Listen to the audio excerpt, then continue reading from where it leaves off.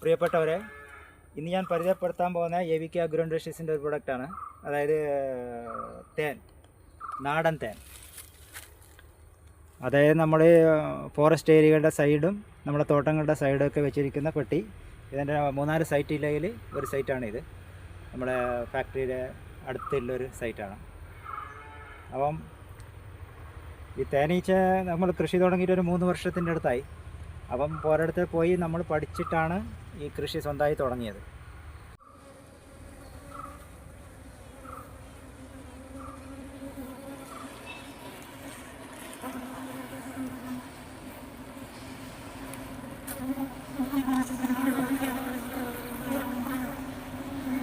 ഈ കൃഷിയിലേക്ക് വരുന്നവരോട് എനിക്ക് പറയാനുള്ളത്, ആദ്യം നിങ്ങൾ 2 പെട്ടിയിൽ തുടങ്ങുക, അല്ലെങ്കിൽ ഒരു പെട്ടിയിൽ തുടങ്ങിയാലും മതി. ചിലപ്പോൾ അതിൽ പ്രശ്നം എന്ന് വെച്ചാൽ ചിലപ്പോൾ ഒരു പെട്ടി വന്ന് ആ തേനീച്ചകൾ പറന്നു പോയാൽ പിന്നെ പെട്ടിയൊക്കെ അറിയാക്കും, പിന്നെ സെൻറ്ററിൽ ഈ പെട്ടികൾ കിട്ടുമില്ല. അതുകൊണ്ട് 2 പെട്ടിയിൽ തുടങ്ങുക. 2 പെട്ടിയിൽ തുടങ്ങിയ തേനീച്ച അതിൽ നിന്ന് വളർത്തി നിങ്ങൾ മുന്നോട്ട് എടുത്തിട്ട് പോവുക. അപ്പം ഇതിനൊരു 3-4 കാലഘട്ടങ്ങളുണ്ട്. അതായത് ആദ്യമായി തുടങ്ങുന്നത് നമ്മുടെ മെയ് മുതൽ ക്ഷാമകാലം തുടങ്ങും. അതൊരു സെപ്റ്റംബർ മുതൽ ഡിസംബർ വരെ നമ്മുടെ വളർച്ചാ കാലമായിരിക്കും. അതായത് ഡിവൈഡ് ചെയ്യുന്ന ഇത് ടൈമായിരിക്കും. പിന്നെ ഒരു ജനുവരി എന്ന് പറഞ്ഞാൽ നമ്മുടെ ഒരു ഏകീകരണ കാലമായിരിക്കും. അതായത് തേനീച്ച കുറഞ്ഞ പെട്ടിയിൽ നിന്ന് കൂടിയ പെട്ടിയിലേക്കും കൂടിയ പെട്ടിയിൽ നിന്ന് അത് മാറ്റി അതിനെ ബാലൻസ് ചെയ്യുക. അപ്പോൾ ഇംബാലൻസിലായിരിക്കും എല്ലാ പെട്ടികളും ഇരിക്കുന്നത്. അതിനെ നമുക്ക് ബാലൻസ് ചെയ്യാം. എന്നാലും നമ്മൾക്ക് വിളവെടുപ്പ് കാലഘട്ടത്തിലേക്ക്, അതായത് 3ാമത്തെ കാലഘട്ടം വിളവെടുപ്പ് കാലഘട്ടത്തിലേക്ക് നമുക്ക് തേൻ നല്ലോണം കിട്ടാൻ ചാൻസ് ഉള്ളൂ. അപ്പോൾ അതിനാണ്. അപ്പോൾ ഈ ഒരു തേനീച്ച കർഷകൻ നമ്മൾ പഠിച്ചു വരണമെങ്കിൽ മിനിമം 1 കൊല്ലമെങ്കിലും എടുക്കും. അത് മിനിമം ഞാൻ പറയുന്നത് 1 കൊല്ലം എടുക്കും. അപ്പോൾ ഈ 3 കാലഘട്ടം ആയതുകൊണ്ട് അപ്പോൾ ഇതെല്ലാം പഠിച്ച് വന്ന് 1 കൊല്ലം വരെ നമ്മൾ ഇതിൻ്റെ ഫുൾ നമ്മൾ കോൺസെൻട്രേഷൻ ചെയ്ത് പഠിച്ചു കഴിഞ്ഞാൽ നമ്മൾക്കൊരു നെക്സ്റ്റ് അപ്പോൾ 2 പെട്ടിയിൽ അവൻ അടുത്ത പോലെ 4 പെട്ടിയാക്കാം, 4-ന് 8 ആക്കാം, 8-16 ആക്കാം, അങ്ങനെ മൾട്ടിപ്ലിക്കേറ്റ് ചെയ്തുകൊണ്ട് പോവാം. പിന്നെ ഇതൊരു കൃഷി ആയതുകൊണ്ട് ഇപ്പം ഞാൻ കൃഷി ചെയ്യുന്ന മാതിരി ആയിരിക്കില്ല വേറൊരാൾ കൃഷി ചെയ്യുന്നത്. അപ്പോൾ ഓരോരാളുടെ രീതിയും ഓരോരോ സ്റ്റൈലിലായിരിക്കും. അപ്പോൾ നമ്മൾ ഇതിൽ റിസർച്ച് ചെയ്തുകൊണ്ട് ഡെവലപ്പ് ചെയ്തുകൊണ്ട് മുന്നോട്ട് കൊണ്ടുപോകുക. നമ്മൾക്ക് ഏതാണോ ഈസി വരുന്നത് അതുമാതിരി നമ്മൾക്ക് ഈ കൃഷിയെ മുന്നോട്ട് കൊണ്ടുപോകുക. അതെങ്ങനെയെന്ന് വെച്ചാൽ ചില ആൾ ഇപ്പോൾ റാണിയെ കണ്ടിട്ടായിരിക്കും പെട്ടി ഡിവൈഡ് ചെയ്യുന്നത്, ചില റാണിയെ കാണാതെ ആയിരിക്കും പെട്ടി ഡിവൈഡ് ചെയ്യുന്നത്. പക്ഷേ ലാസ്റ്റ് റിസൾട്ട് സെയിം തന്നെ. ആ റാണിയെ ഇപ്പം 9 ദിവസത്തിനുള്ളിൽ നമുക്ക് റാണി വിരിഞ്ഞെടുക്കും. അപ്പോൾ നമ്മൾ മനസ്സിലാകും ഇതിലാണ് റാണീച്ച ഇല്ല, അതിൽ പുതിയ റാണി സെല്ല് കെട്ടിയിരിക്കും. അപ്പോൾ അതൊക്കെ പഠിക്കുക. അതിനാണ് 1 വർഷം മുതൽ ഇതിനൊക്കെ വേണമെന്ന് മിനിമം. ആ ഒരു 3-4 കാലഘട്ടത്തിൽ കൂടെ നമ്മൾ ചെയ്ത ട്രെയിനിങ്ങിൽ പോയാലേ അതിനെപ്പറ്റി പഠിച്ചാൽ മാത്രമേ നമ്മൾക്ക് ഇതിനെക്കൊണ്ട് മുന്നോട്ട് പോകാനും പറ്റും. പിന്നെ ട്രെയിനിങ് ഒന്നും എടുക്കാതെ ഇതിലേക്ക് ഇറങ്ങരുത്. എന്താ പറഞ്ഞാൽ ചില ആൾ പെട്ടികളൊക്കെ 4-5 പെട്ടികളൊക്കെ മേടിച്ച് കൊണ്ടുവന്ന് ആ തേനീച്ചയും കളയും ഇതിനും കളയും, അത് നോക്കുകയില്ല, അതിനെ പരിപാലിക്കുകയില്ല എന്ന് പറഞ്ഞിട്ട് ഇതിൽ ഇറങ്ങിയിട്ട് കാര്യമില്ല. നമുക്കൊരു കോൺഫിഡൻസ് ഉണ്ടാകണം. നമുക്ക് കോൺഫിഡൻസിനേക്കാളും നമുക്കൊരു ഇൻട്രസ്റ്റ് ഉണ്ടാകണം. ഇതിൽ ഇൻട്രസ്റ്റ് വന്നു കഴിഞ്ഞാൽ പിന്നെ നമുക്കൊരു പെട്ടിയെ വളർത്തി നമുക്കൊരു കോൺഫിഡൻസ് ഉണ്ടാകണം. ഇതിലേക്ക് 10-20 പെട്ടി നമ്മളാക്കും. ഇതിനെക്കൊണ്ടൊരു വരുമാന മാർഗ്ഗവും നമ്മൾക്കുണ്ടാക്കാം. അല്ലെങ്കിൽ നമുക്കൊരു ഹോബിക്ക് വേണ്ടി ചെയ്യാം. 2 പെട്ടി വെച്ചിട്ട് നമ്മൾ വീട്ടിൽ ആവശ്യത്തിനുള്ള തേൻ ഉണ്ടാക്കി നമ്മൾ ശുദ്ധമായ തേൻ നമുക്ക് കഴിക്കാം.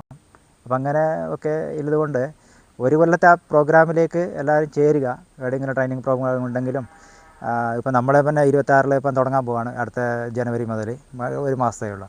അപ്പോൾ ആർക്കൊക്കെ ഇതിനൊക്കെ ഇൻട്രസ്റ്റ് ഉണ്ടോ അവരൊക്കെ ആ വാട്സപ്പ് നമ്പറുണ്ട് കളിക്കുന്നത്, അതിലേക്ക് കയറി വിളിച്ച് കൺഫേം ചെയ്യുക. പേര് രജിസ്റ്റർ ചെയ്യുന്നതിനാൽ നമുക്ക് വരുന്ന ട്രെയിനിങ് പ്രോഗ്രാമും മറ്റു കാര്യങ്ങളൊക്കെ നിങ്ങൾക്കും അറിയിക്കുന്നതായിരിക്കും. നിങ്ങൾക്ക് ഇതിലേക്ക് ഒരു AVK അഗ്രോ ഇൻഡസ്ട്രീസിൻ്റെ ഒരു ഭാഗമായി നിങ്ങൾക്കും പ്രവർത്തിക്കാം. പിന്നെ ഇന്നൊരു കാര്യം എന്ന് വെച്ചാൽ നമ്മൾ തേൻ ഉണ്ടാക്കുന്ന ആ തേൻ ഇതുപോലെ നിങ്ങളെ ബ്രാൻഡിൽ വേണമെങ്കിൽ ആ ബ്രാൻഡിലും കൂടെ നമ്മൾ ചെയ്തു കൊടുക്കേണ്ട ഒരു പ്ലാനും കൂടെ ഈ ജനുവരിയിൽ മുതൽ സ്റ്റാർട്ട് ചെയ്യുകയാണ്, 2026 മുതൽ. അപ്പോൾ എല്ലാവരും കൂടി നോക്കുക അവരവർക്ക് എങ്ങനെ അവർക്ക് ഈസി മെത്തേഡാകുന്ന അതിൽ നമ്മൾ ഇതിലേക്ക് ജോയിൻ ചെയ്ത്, അതായത് എൻ്റെ ഒരു എന്താ വെച്ചാൽ ഒരു ആഗ്രഹം എന്ന് വെച്ചാൽ നമ്മളെ പ്രൊഡക്റ്റ്, അതൊരു കർഷകൻ്റെ ഒരു പ്രൊഡക്റ്റ് എങ്ങനെ നമുക്ക് ബിസിനസ്സായിട്ട് ഇതാക്കാം, അപ്പോൾ അതിലേക്ക് എങ്ങനെ എത്തിക്കാം, ഒരു ബിസിനസ് മേഖലയിലേക്ക് ഇതിനൊക്കെ എങ്ങനെ കടത്താം, ഇത് കർഷകരുടെ ഒരു പ്രൊഡക്റ്റ്. അപ്പോൾ നിങ്ങളും കൂടി എൻ്റെ ഒരുമിച്ച് ചേരുവാണെങ്കിൽ ഒരു സ്ട്രെങ്ത്തായി. വളർത്തലെന്ന് വെച്ചാൽ അതൊരു കൃഷിയാണ്. ആ കൃഷി എന്ന് വെച്ചാൽ ഒരു വൈറ്റ് കളർ ജോബ്, അതായത് ഒരു ഗവൺമെൻറ് ഉദ്യോഗസ്ഥൻ്റെ അതേ സ്റ്റാൻഡേർഡ് തന്നെ നമുക്കും.